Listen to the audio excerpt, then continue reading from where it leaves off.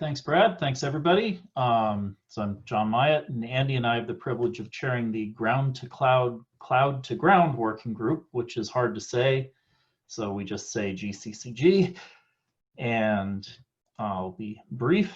Our original activity proposal was to figure out if there's a common set of requirements, meaning across the industry, and if so, to look at establishing some common technical approaches and maybe even documenting those.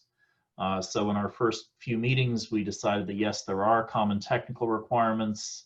There's probably a feasible common technical approach, and there appears to be, in practice, more than one operating point for those kinds of interactions. And we'll talk in a second about what we mean there.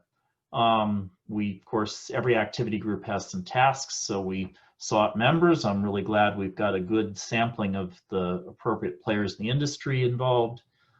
We've gathered some requirements, and we're actually looking through that common technical approach now. That's our work in progress. There seem to be different ideas, and they sort of coalesce into operating points of what are the appropriate signal technologies for getting from ground to cloud, within the cloud, from cloud to cloud, if you will, and then from cloud back to ground. So there's an operating point that's jokingly called the broadcaster nirvana: super low latency, super high quality. And JPEG XS appears to be a great candidate technology for that. And sort of the traditional dual path reliability model we have from 2022-7 seems to be a nice, target operating point. But equally, we have a lot of current use case in the world that uses H.264, maybe managed, small GOP latency, restricted buffer size, all again targeted at very low latency operation, using either the dual path model or the ARQ RIST style model. And that's, again, the synergy that Andy and I were talking about a moment ago. And there's also, of course, some very long GOP, much lower latency, depending on the actual challenges of the specific access links. So those three in bold there are probably the operating points that are worth focusing on in terms of long-term work in this regard. There's some historical things noted in the gray there that people also do.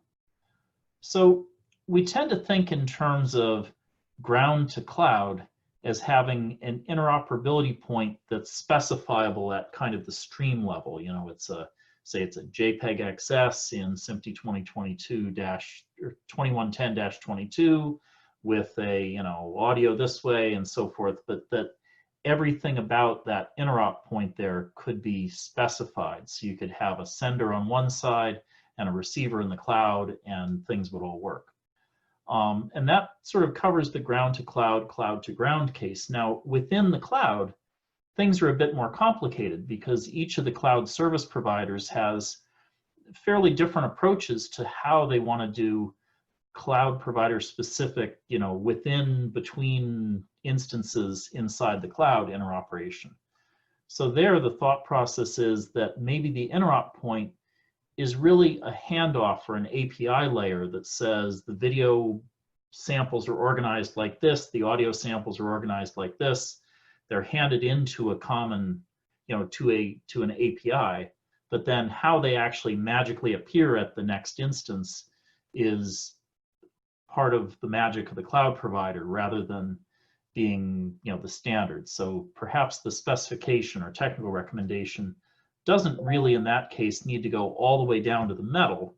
Instead, it's more of an API specification, and then there's a bit of it that's the exercise of the cloud provider to get things between. Now, this is kind of the sketch for the JPEG XS flavor of getting ground to cloud, but equally, you can do the same thing with H.264 ULL. So you say, use H.264 with some mapping of audio, and again, the interoperability point for ground to cloud is, all the way down to the IP layer specifiable. And in that case, you might use, RIST with DLTS or some appropriate, encryption for getting there. But then within the cloud, you would probably still stay in the highest level you can between those parts, rather than re-encoding and decoding and re-encoding at every handoff inside the cloud where presumably there's good networking. So that's the sort of the glide slope we're on. You can see that this ground to cloud activity kind of ropes together the technology from the 2110 over WAN, the technology from the RISC team, and really knits it together in the application space toward the eventual goal of having technical recommendations of how pieces interact across vendors and across the ecosystem. So we tend to meet every other Thursday. There are some days we didn't meet, and that, schedules happen. Our next meeting is this Thursday, 2 days from today. So look forward to seeing an active crew there. Thank you.